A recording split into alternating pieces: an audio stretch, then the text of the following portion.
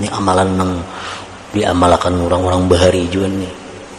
Artinya bagus juga, amalan pilihan juga. Ini ada ayat-ayat pilihan, hadis itu ada muntakhab, ada hadis-hadis pilihan. Amalan pun ada amalan-amalan pilihan. Walaupun semua itu baik, tapi ada pilihan-pilihan. Termasuk amalan yang dipilih oleh para salaf terdahulu, mengamalkan ini. Nah, amalan-amalan yang kita baca itu akan dikabulkan, akan diterima oleh Allah, asalkan kita bisa memenuhi persyaratannya. Itu yang utamanya. Salah satu persyaratan yang sangat penting itu adalah hudurul qalbi, artinya hadir hati waktu kita membaca itu. Nah, waktu kita membaca itu kita bujur-bujur hadir hati kita. Nah, kebanyakan kita membaca amalan-amalan tapi kadang ada bekasnya, kayak amalan yang supaya lunas hutang, kadang lunas juga hutang, bacanya bulan-bulan sudah mengamalkan itu. Nah, barangkali kita membaca itu kada hudurul qalbi, hati kita tuh kada hadir. Mestinya amalan itu dibaca sesuai dengan hati. Nah, hati kita baca, mulut pun menzahirkan apa yang di hati. Mulut ini menzahirkan apa yang di hati. Itu yang paling baik. Dari hati dulu hanya di mulut. Jadi mulutnya hanya terjemah dari yang di hati. Mengkadakawa itu yang nomor 2 ambil dari mulut ke hati. Mulut dulu baca karena hanya hati. Nah, supaya kita baca amalan itu dengan hadir hati. Nah, itu yang kebiasaan kita, kada hadir itu maulah amalan itu kada kelihatan asarnya, kada kelihatan bekasnya. Wa min dzalik, setelah yang demikian lagi, anna Nabi sallallahu alaihi wasallam qala ma yamna'u ahadakum idza asura alaihi amru ma'ishati an yaqula idza kharaja min baitihi, bahwasanya Nabi bersabda, ma yamna'u ahadakum, sesuatu apakah yang mencegah salah seorang kalian bila sulit atasnya amru ma'isyatih, perkara hidupnya, ayyakul idza kharaja min baitih, bahwa dia membaca bila keluar rumah, bismillah ala nafsi wa mali wa dini, Allahumma raddini biqada'ik wa barik li fima qaddartali hatta la uhibba ta'jila ma akharta wa la ta'khira ma ajjalta. Kita nak keluar rumah, nak berusaha, nak berdagang, nak berkabun, nak apa kan. Ini amalan murah rezeki orang, amalan hidup pada mau miskin.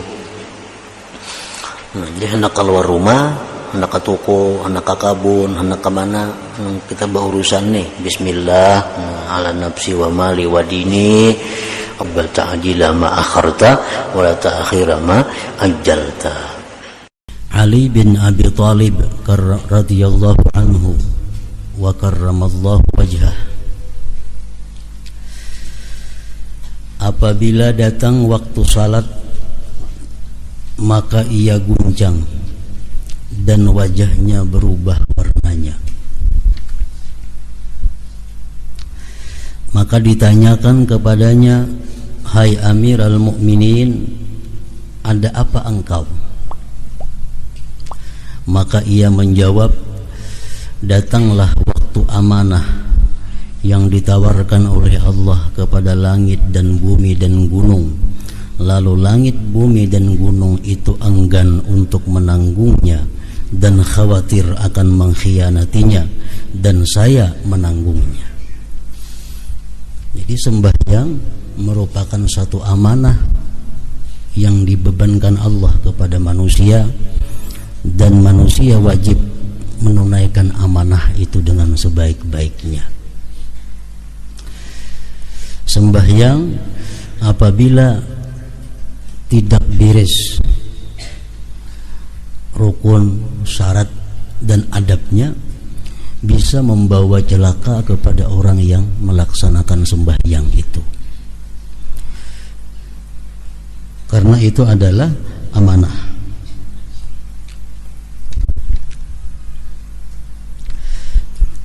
umpamanya diinjami orang kendaraan.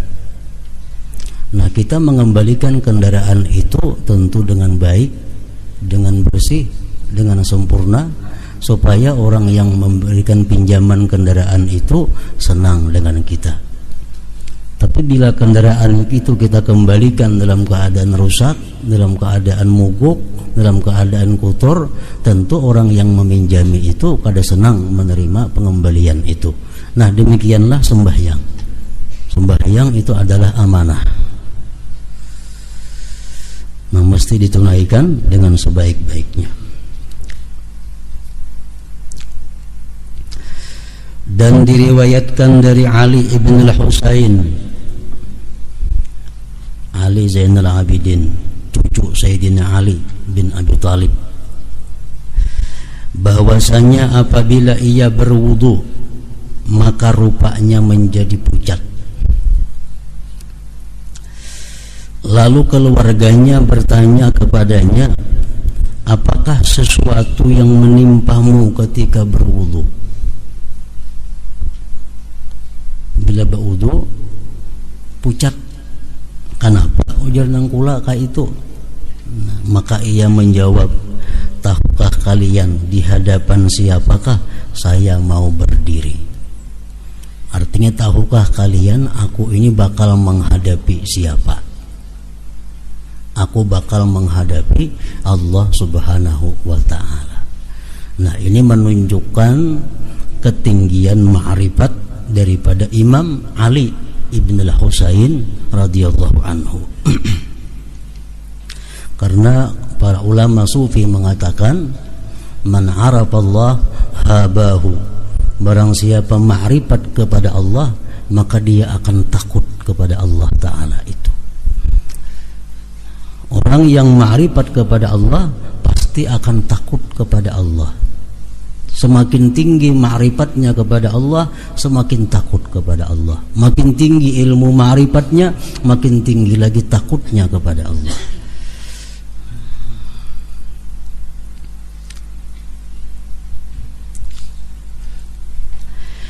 Diriwayatkan dari Ibnu Abbas radhiyallahu anhuma bahwasanya ia berkata, Daud sallallahu alaihi wasallam dalam munajatnya berkata, wahai Tuhanku, siapakah orang yang tinggal di rumahmu, dan dari siapakah yang engkau terima salat itu?